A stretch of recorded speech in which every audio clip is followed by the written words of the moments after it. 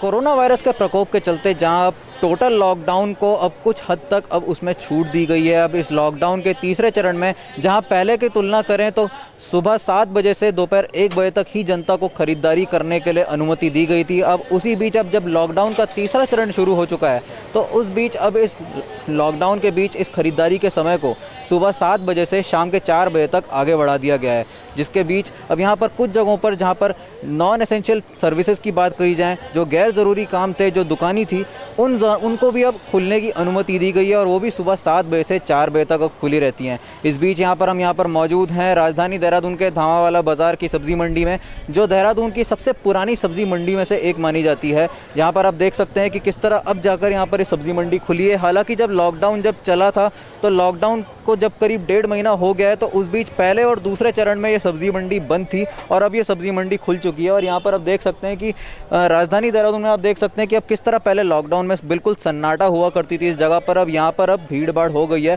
काफ़ी हद तक यहाँ पर लोगों की चहल पहल दिखाई दे रही है और यहाँ पर सब्ज़ी मंडी के खुलने से अब लोगों को भी इस इलाके में जितने भी लोग यहाँ पर रहते हैं उनके लिए सब्ज़ी खरीदना यहाँ पर अब थोड़ा आसान हो गया है। उसके साथ साथ यहाँ पर आप देख सकते हैं कि यहाँ पर नोटिस भी लगा हुआ है। तो यहाँ पर मैं अपने कैमरा पर्सन से कहना चाहूँगा कि नोटिस की तरफ दिखाएं तो आप देख सकते हैं कि यहाँ पर नोटिस में लगा हुआ है तो उसमें लिखा भी है कि कोरोना वायरस के संक्रमण को रोकने वाले को सबसे अनुरोध है कि सामान्य दूरी का पालन करें वरना आप पर वैधानिक कार्रवाई की जाएगी। तो आप यहाँ पर देख सकते हैं कि किस तरह प्रशासन ने अपनी तरफ से इस बात का ध्यान रखा है कि सोशल डिस्टेंसिंग का पालन करें और सब जगह यहाँ पर गोले भी बनाए हुए हैं ताकि जहाँ पर जितने भी जहाँ पर लोग आए वो सोशल डिस्टेंसिंग का पालन करें। और यहाँ पर देख सकते हैं कि अब सब्ज़ी मंडी खुलने से अब लोगों को यहाँ पर ख़रीदारी करने में आसानी हो रही है। तो इस बीच यहाँ पर यहाँ पर जितने भी सब्ज़ी के विक्रेता लोग हो गए उनको किस तरह की परेशानी हुई थी इस लॉकडाउन के बीच में, तो उसके बारे में थोड़ा जानने की कोशिश करते हैं। सर, क्या नाम है आपका?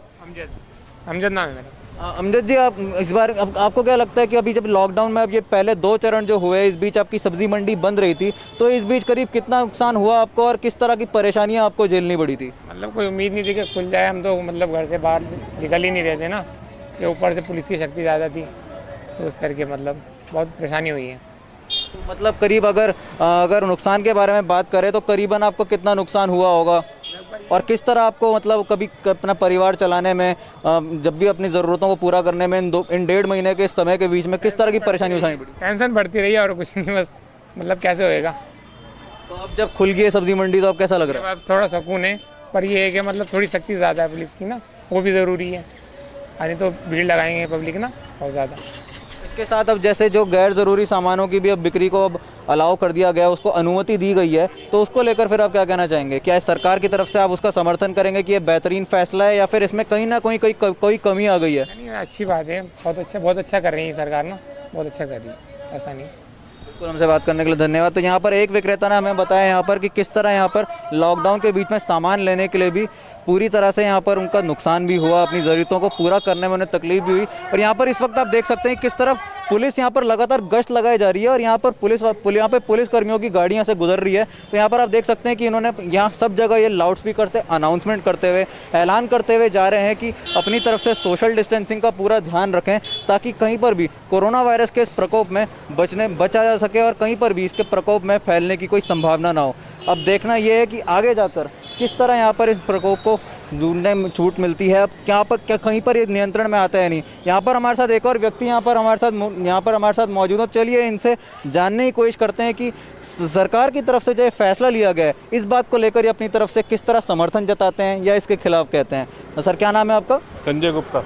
हाँ संजय जी, आपको क्या लगता है कि सरकार की तरफ से जो है कुछ हद तक छूट दी गई है, जनता को ये समय बढ़ा दिया गया है और दुकानों को भी अब खुलने की अनुमति दी गई है, तो उसको लेकर फिर आप क्या कहना चाहेंगे कि सरकार की तरफ से एक बेहतरीन फैसला है या इसमें कहीं ना कोई कमी रह गई है? नहीं, अच्छा फैसला है, लेकिन जो ये शराब की दुकानें खोली है ना, इसका टाइम इन्होंने गलत रखा है, क्योंकि उसी समय तो ग्राहक जो आता है बाज़ार में आता है सामान लेने और उसी समय शराब की दुकानों पर भीड़ हो जाती है। तो ना तो वहाँ पर सोशल डिस्टेंसिंग का कोई ख्याल रखता है और भीड़ इतनी हो जाती है, वैसे तो आप इकट्ठी नहीं होने देते दुकानों के आगे। तो उसका टाइम थोड़ा या तो इन्होंने कम करना चाहिए या अलग रखना चाहिए कि बाज़ार से अलग उसका टाइम रहे। बिल्कुल, अब जैसे भीड़ हो गई थी यहाँ पर लोगों की तो उसमें अब उसके बाद अब सरकार अपनी तरफ से शराब को लेकर भी अब उसमें कोविड टैक्स लगाने का फैसला लेने की बात कर रही है, तो उसको लेकर फिर आप क्या कहना चाहेंगे? उससे तो कोई फ़ायदा नहीं होगा ना, शराब तो चाहे जितनी मर्जी महंगी कर ले, लेने वाले को तो लेनी है ना। अब लोग आप देखो पेटियां की पेटियां लेके जा रहे हैं लोग। कोई कहता है जी मैं महीने का स्टॉक ले जा रहा हूँ, कोई कह रहा है जी मेरे को आगे काम करना है। मतलब क्या तरीका है? या तो एक लिमिट होनी चाहिए भाई, एक आदमी आ रहा है तो एक क्वार्टर ले जाए या एक बोतल ले जाए। ये तो गलत तरीका है ना। आदमी पेटी की पेटी ले जा रहा है, क्या करेगा उसका? और इस बीच जैसे अभी आप यहाँ से सब्जी लेने के लिए निकले हैं तो यहाँ पर अब जब इतने समय के बाद यहाँ पर लॉकडाउन का तीसरा चरण आया और अब जाके यहाँ पे सब्जी की दुकानें खुली हैं, तो उस बीच अब जो सब्जी का रेट है, जो भाव है, क्या वो वैसा का वैसा मिल रहा है या फिर पहले से थोड़ा महंगा दिख रहा है आपको? नहीं, रेट तो सही है। सब्जी का रेट तो रीजनेबल रेट्स हैं, ये तो रेट सही रहते हैं। और फिर सब्जी भी फ्रेश मिल रही है। अब जो रेट कम मिल रहे हैं तो उनकी सब्जी भी क्वालिटी हल्की है। मतलब बीच में जैसे यहाँ पे लॉकडाउन हुआ था तो इस इलाके में आपको मतलब सब्जी लेने के लिए कहीं दूर जाना पड़ता था या फिर कोई किसी तरह की कोई परेशानी हुई थी आपको बीच में? नहीं, हमारे तो घर के पास ही आ रही थी ठेलियाँ, खूब आ रहे थे लेकर। अब ठेलियाँ कम होगी तो लोग बाज़ार में आने लगे, क्योंकि पता चल गया भाई बाज़ार में खुल गया है। तो उसमें क्या होता है कि वैरायटी मिल जाती है कस्टमर को ना। नहीं तो वहाँ तो ठेली वाला आया, अब जो उसके पास है वही लेना पड़ेगा, या जो रेट वो बोल रहा है वही लेना पड़ेगा। यहाँ पे आदमी आगे क्वालिटी छांट लेता है कि भाई क्या क्वालिटी मिल रही है, किसके यहाँ क्या बढ़िया चीज़ है, तो वो ले लेता है। तो आपको क्या लगता है जो कैटेगरीज बनाई गई, जो अलग अलग तरह के बांटा गया इनको दुकानों के खुलने का, कि कौन से दिन कौन सी दुकान रोज़ खोलेगी, कौन सी सोमवार शुक्रवार खोलेगी, कौन सा मंगलवार बृहस्पतिवार शनिवार को खोलेंगी, तो इस तरह आपको क्या लगता है कि इससे कोरोना वायरस की इस कड़ी टूटने में मददगार साबित हो सकती है, या फिर कहीं ना कहीं इस तरह कहीं ना कहीं इसमें कोई कमी आ सकती है, या फिर दोबारा इसका प्रकोप आगे बढ़ सकता है? नहीं, ये तो एक अच्छा फैसला है कि ना लिमिटेड दुकानें खुलेंगी उससे ना। मान लो आप जनरल स्टोर है तो वो उस दिन 3 दिन खुलेगा, जो वैसी दुकान है वो 3 दिन अलग खुलेंगी, तो आदमी उसी हिसाब से आएगा। लिमिटेड कस्टमर आएगा ना बाजार में। फिर आप जिसे कपड़े लेने हैं तो वो उसी दिन आएगा, भाई आज दुकान बंद है, आज कपड़े नहीं लेने। आज हार्डवेयर का सामान लेना है तो आज बाजार खुलेगा तो आज मैं हार्डवेयर का काम कर लेता हूँ। वो लिमिटेड आएगा कस्टमर ना, उससे अच्छी बात है। लेकिन मानते नहीं ना लोग तो घूमने के लिए भी आ रहे हैं, देखें भाई भीड़ है नहीं है। कोई कह रहा है जी मैं बाजार घूमने आया था, खुला हुआ है या नहीं खुला हुआ है।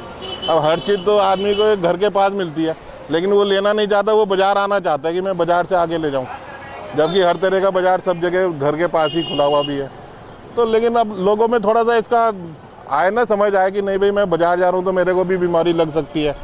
अब किसी के साथ तो मजबूरी है, किसी के साथ मजबूरी नहीं है, लेकिन वो फिर भी आ रहा है बाजार में, घूमने के लिए आ रहा है या किसी भी उससे आ रहा है। हमसे बात करने के लिए बहुत बहुत धन्यवाद आपका। तो यहाँ पर आप देख सकते हैं कि जनता भी अपनी तरफ से कह रही है कि कहीं ना कहीं फैसला भी अपनी तरफ से सही लिया गया है, लेकिन दूसरी तरफ जो शराब की दुकानों को खोलने की अनुमति दी गई थी उसमें अब बिल्कुल जन सैलाब आ गया था दुकानों के बाहर, तो वो अपनी तरफ से गलत फैसला था। सरकार को उसकी तरफ सोचना चाहिए था। और वहीं दूसरी तरफ जहाँ कैबिनेट बैठक में भी अपनी तरफ से शराब को लेकर अब उसमें कोविड टैक्स लगाने की भी बात की जा रही है, तो उस पर भी जनता का अपनी तरफ से यही कहना है कि टैक्स लगाने से भी इस बात पर किसी भी तरह का रोक नहीं लग सकता। फिर भी लोग अपनी तरफ से शराब महंगे दरों पर भी लेने को तैयार हो जाएंगे। अब ये देखना है जो इस तरह के फैसले सरकार की तरफ से लिए जा रहे हैं, इस पर जनता का किस तरह असर पड़ता है और जनता को इस बात पर किस तरह उनके समर्थन करती है। और आगे जाकर कहीं इसी तरह के कहीं अगर जनता की तरफ से कोई लापरवाही हुई, तो जब अभी देहरादून ऑरेंज जोन में आ गया है, तो कहीं इसी तरह की लापरवाही के चलते